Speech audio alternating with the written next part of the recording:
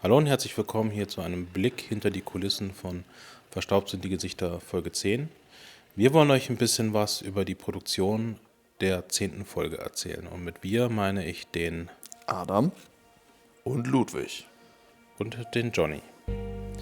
Ja, ich glaube, es macht hier an der Stelle Sinn, kurz mal zu erzählen, wer eigentlich so was gemacht hat.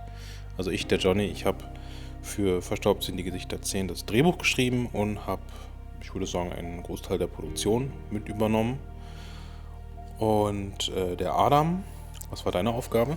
Ja, ich bin da so ein bisschen für das Kostüm derjenige, der zuständig ist. Also vor allem bei den Partisanen der Folge war das eine große Herausforderung, da historisch korrekte Kostüme zu finden. Und ansonsten so ein bisschen Mädchen für alles gewesen. Ja, und der Ludwig, der hat, Wie man hier sehen kann, die Kamera gemacht und natürlich dann auch im Nachhinein den Schnitt, Color Grading, Spezialeffekte und diesen ganzen Kram. Aber hier um den Dreh geht es erstmal um die ganze Aufnahmesituation. ja, die Regie vor Ort, die ist tatsächlich bei PLW immer so ein bisschen geteilt. Also wir haben zum einen den Adrian, der macht immer relativ viel Bildregie, der guckt mit aufs Bild drauf, sag ich mal, hat hier und da immer wieder Vorschläge für einen bestimmten Blickwinkel und auch, weiß ich nicht, wie Leute sich bewegen sollen, er macht auch Stunts und so weiter. Und ich bin meistens dafür da, um mit den Schauspielern ein bisschen zu sprechen, wie sie eine Szene sprechen können. Und das macht der Ludwig halt auch. Und ja, wie interpretierst du deine Rolle bei der Regie? Na, ich würde sagen, wir sind einfach so eine Dreifaltigkeit, die sich einfach relativ gut ergänzt und wo man dann auf einer Wellenlänge ist und das funktioniert halt wirklich sehr gut. Das hatte ich auch so in der Form auch noch bei keiner anderen Produktion gesehen, dass da halt 3 Leute irgendwas erzählen können und am Ende kommt dann halt mehr oder weniger das raus, was man halt haben möchte. Und das muss man wirklich mal sagen, das haben auch andere Leute, die am Set waren, auch schon erwähnt. Das ist halt recht ungewöhnlich, aber das hat sich bei uns halt über die Jahre so, ja, entwickelt, sage ich mal. Und solange die Chemie stimmt und das Ergebnis stimmt, kann man das auch so machen. Ja, die Produktion der Folge hat ja im Wesentlichen angefangen mit den vorigen Folgen. Die sind halt immer nach und nach entstanden. Und so ist dann auch das Drehbuch von Folge 10 mehr oder weniger mitgewachsen. Das heißt, es ist dann ein bisschen länger geworden. Man hat die Charaktere immer ein bisschen versucht weiterzuentwickeln. Und ja, das war so, sage ich mal, einer der ersten Schritte, dass man ein Treatment entwickelt. Das heißt, man entwickelt die Geschichte grob, dann lesen die alle und dann geht man zum Drehbuchschreiben über. Ja, hier sieht man wieder einen witzigen Teil des Kostüms. Und zwar mussten alle ihre Schnürsenkel neu machen und anders, um sie historisch korrekt zu schnüren. Und da hilft uns der Hannes, der auch als externer Berater manchmal dazukommt, das eben, sage ich mal, auf 2 Köpfe zu verteilen. Weil während das schon gedreht wird, sitze ich noch vorne bei der Anmeldung, kleide die Komparsen ein und schaue ein bisschen, dass jeder so ein bisschen weiß, wo er dann wann zu sein hat. Ja, das Interessante ist, Hannes hilft dann auch dementsprechend als historischer Berater bei der Drehbuchentwicklung. Denn es gibt manchmal Szenen, die ich ihm dann schicke und sage, passt das so, kann man das militärisch so machen? Und dann ist es oft so, dass er sagt, naja, sinnvoller wäre ja, wenn so eine Situation entsteht oder unter den und den Umständen würde das gehen. Und das hilft immer sehr beim Drehbuchschreiben, dass man halt immer, ich sage mal, historisch authentischer wird. Und das Gute bei Hannes ist natürlich, dass er ja, auch einen Blick dafür hat, dass man einen Film macht und keine Dokumentation.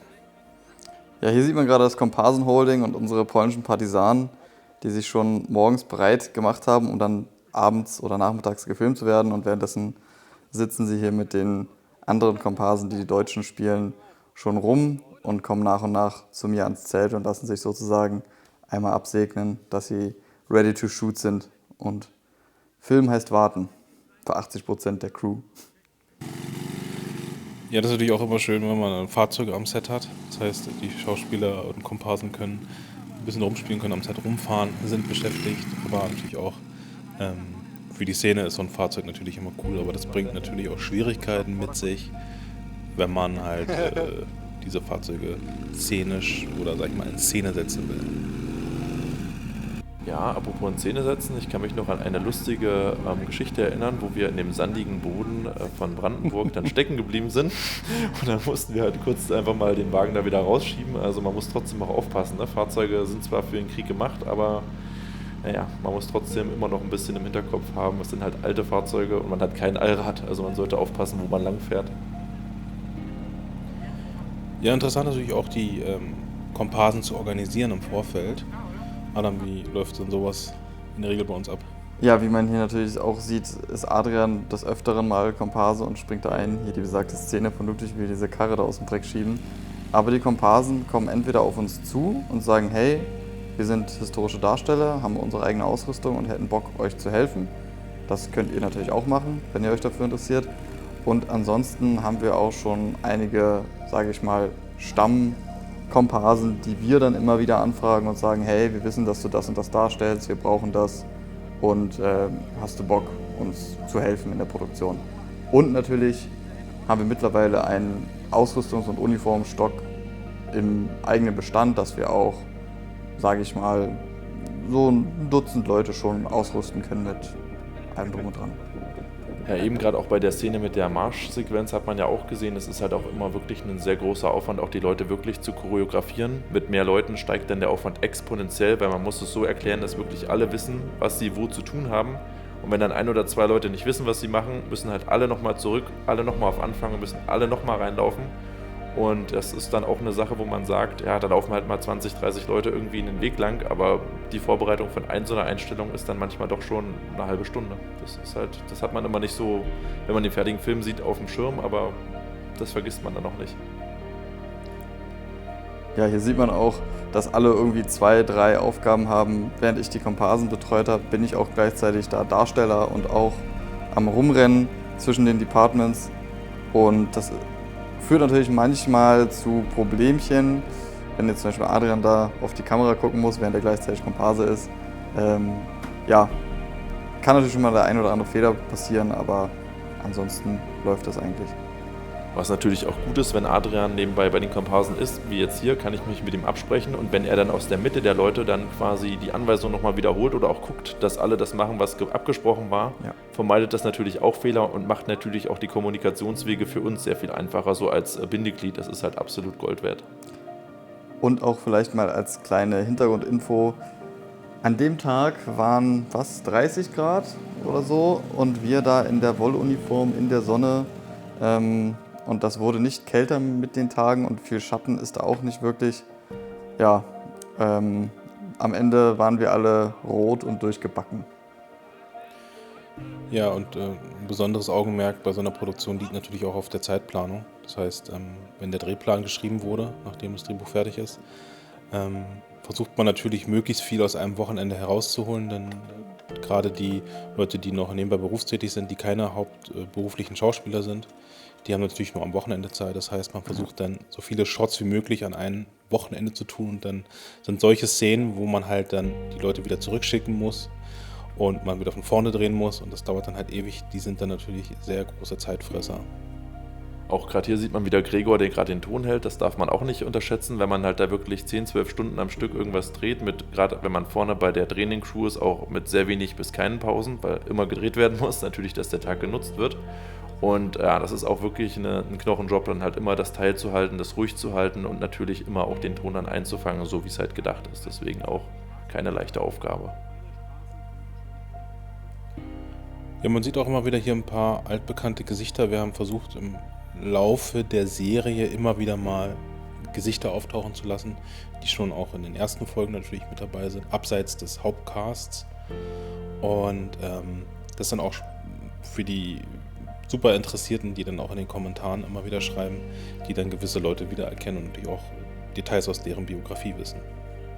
Ja, hier sieht man gerade, wie wir die große Abmarschszene vorbereiten. Das ist ein Doppler. Das heißt, wir mussten uns sozusagen in Gruppen einfinden und koordinieren. Da sagt mir Hannes gerade, wie er möchte, dass das funktionieren soll. Und dann musste tatsächlich dann jeder Gruppenführer oder der im Film Gruppenführer spielt, tatsächlich auch eine Gruppe führen und entsprechend darauf achten, dass alle die richtigen Wege laufen, damit das dann nacheinander digital übereinander gelegt werden kann und dass das dann halt nicht aussieht wie 10 Leute, die übers Feld laufen, sondern 50, 60. Und ich denke, das ist im fertigen Film oder in der fertigen Episode sehr gut zu sehen. Kommt gut rüber, denke ich. Eine besonders große Rolle bei solchen Szenen spielt natürlich auch das Wetter und das Licht. Ja, denn sobald man hier läuft und dann ändert sich halt das Licht komplett im Sinne von, es wird auf einmal bewölkt oder umgedreht, es war bewölkt bei 2 Takes und der dritte Take auf einmal kommt die Sonne raus, ja, kann man sich entweder entscheiden, ob man dann wartet, bis es wieder bewölkt ist, oder wenn das nicht am Himmel sich abzeichnet, dann kann man die anderen Sachen natürlich nochmal von vorne machen, weil das kann man natürlich sonst nicht in eine Szene kombinieren, wenn einmal diffuses und einmal sehr stark punktuelles Licht vorherrscht. Ja, und da muss man dann natürlich als Komparse, sage ich mal, einfach schnell reagieren und dann wieder auf Anfang gehen und dann wieder hinten zurück, um dann doch alles relativ schnell abzudrehen, ohne dass da sich groß das Licht ändert. Also da sind alle Departments, müssen da Hand in Hand gehen, damit das reibungslos funktioniert. Ja, abseits davon, dass so ein Dreh natürlich super anstrengend ist, zum Beispiel bei dem Dreh, das war am Tag meines Geburtstages und ich war an dem Tag davor echt sehr krank, macht es natürlich auch trotzdem Spaß, weil wir sind ja trotz all dem Freunde und wir haben das große Glück, so eine Arbeit machen zu können, auch wenn sie anstrengend ist. Und das sieht man ja auch immer wieder, dass wir viel lachen und uns aber auch mal anschreien, aber das werdet ihr in dem Material sicherlich nicht sehen. Das wollen wir euch dann doch vorenthalten. Ja, da saßen gerade alle im Schatten in einer kurzen Drehpause und haben sich mal hydriert, nachdem sie den ganzen Tag geschwitzt haben. Und es wurde natürlich auch, wie Johnny sagt, herzlich gelacht und erzählt. Und auch was natürlich immer wichtig ist, vielleicht ist man vor der Kamera Feind, aber hinter der Kamera haben sich alle lieb. Ja, eine wichtige Sache in dieser Folge war die letzte Szene von Leo, also von Peter Feldmann. Das ist die Folge, in der er dann seinen Abschied nimmt und das wird sich auch so weiter fortsetzen. Dann naturgemäß durch den Krieg sterben immer mehr von Ottos Kameraden und das ist dann auch schon so ein, ja, wenn man so will, so ein kleiner wehmütiger Abschied von jeder Rolle. Und gerade bei Feldmann, der war ja bei einer der frühesten Folgen mit dabei und auch der Leo ist ein Mensch gewesen, mit dem wir immer gern zusammengearbeitet haben. Aber manchmal verlangt das Drehbuch, was es eben verlangt. Und da müssen auch mal wichtige Charaktere das Set verlassen. Ja, eine interessante Sache ist immer, wenn man solche Folgen dreht, dass wir natürlich immer gerne Gefechtsszenen drin haben wollen. Einmal, weil das der Krieg bedingt und zum anderen auch, weil natürlich eine gut gemachte Gefechtsszene einen gewissen Unterhaltungswert hat. Und hier ist die große Schwierigkeit, so eine Szene halt authentisch zu machen. Und da gibt es neben Pyrotechnik halt auch die Möglichkeit, dass man mit Schreckschussmunition schießt. Und ja, das hat natürlich verschiedene Vorteile. Das Gute ist natürlich, wenn dann wirklich mit echten Platzpatronen am Set geschossen wird, reagieren natürlich die Schauspieler und die Komparsen ganz anders, weil das sind ja Reflexe, die dann da halt greifen und das kann man sehr schwer spielen.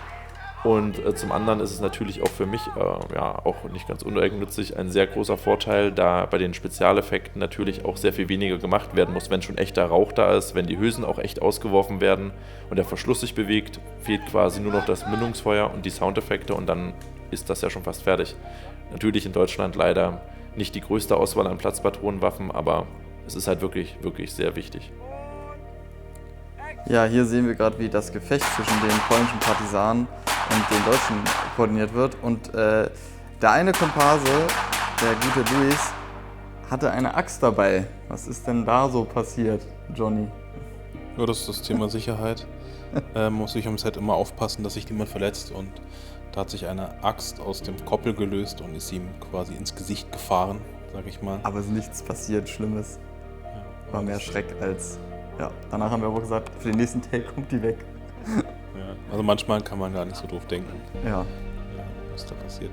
Ja, das war jetzt so eine Überbrückungsphase. Wir haben nämlich einen Nachtdreh geplant gehabt und da kann ich für alle angehenden Filmemacher schon mal sagen, wenn man offiziell nach 22 Uhr drehen will, dann braucht man eine sogenannte Nachtdrehgenehmigung und die ist je nach Bundesland gar nicht mal so günstig. Also für alle, die ein schmales Budget haben und was offiziell machen müssen, kann ich nur empfehlen, dreht nicht nachts, denn das ist relativ teuer. Aber es sieht natürlich dementsprechend sehr cool aus. Ja, hier die ikonischste Szene der Folge, würde ich mal fast sagen. Das von dir angesprochene Ende von Feldmann und damit die weitere Verrohung der Truppe. War super heiß an dem Tag, tatsächlich sind auch einige Schauspieler danach, mussten danach einfach aufhören, aber waren immerhin schon abgedreht. Ja, aber war auch schwierig, das zu inszenieren. Hier sehen wir auch die Schauspielerin Dagmar und da muss man mal eine kleine Lanze für sie brechen. Wir haben es erst später erfahren, aber sie hatte an dem Tag halt auch so einen Migräneanfall und hat trotzdem durchgezogen und ihre Rolle gespielt. Und ich glaube, das war neben den Krankenschwestern, die wir hier ab und zu mal gesehen haben, und der Freundin von Otto, ja, eine weitere weibliche Rolle.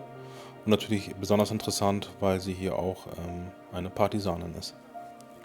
Genau, dann kommt natürlich hier nochmal die Sequenz, in der wir den Prolog drehen, also die Szene, die vor dem Intro spielt. Das war das erste Mal, dass wir das in VSDG in der Form gemacht haben. Und das war auch nochmal ein komplett extra Wochenende, was wir nur dafür hatten, beziehungsweise einen Samstag zum Drehen und natürlich dann davor die Tage und danach zum Nachbereiten.